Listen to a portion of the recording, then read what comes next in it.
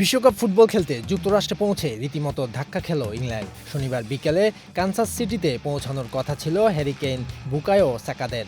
দল সেখানে পৌঁছানোর আগেই যাবতীয় সরঞ্জাম কানসাস সিটির সোয়েব সকার ভিলেজ প্রশিক্ষণ কেন্দ্রে পৌঁছে দেওয়ার পরিকল্পনা ছিল দেশটির ফুটবল অ্যাসোসিয়েশনের।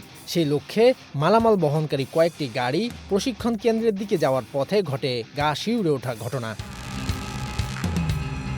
ডেইলি মেইলের প্রতিবেদন অনুযায়ী মালামাল রাখার ট্রাকে কার্গোর মধ্যে মাত্র একটি ফুটবল অবশিষ্ট ছিল, বাকি প্রায় সবকিছুই চুরি হয়ে গেছে। ব্রিটিশ সংবাদ মাধ্যম বিবিসির এক প্রতিবেদনে বলা হয়েছে, এতে ঠিক কী কী জিনিস খোয়া গেছে তা নিশ্চিত করার কাজ করছে ইংল্যান্ড ফুটবল অ্যাসোসিয়েশন।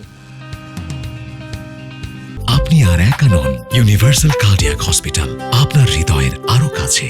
প্রাথমিকভাবে জানা গেছে, চুরি হওয়া সরঞ্জামের মধ্যে থমাস টুখেলের শিষ্যদের অনুশীলনের জন্য ব্যবহৃত ফুটবল বুট সহ বেশ কিছু গুরুত্বপূর্ণ ক্রীড়া সামগ্রী রয়েছে।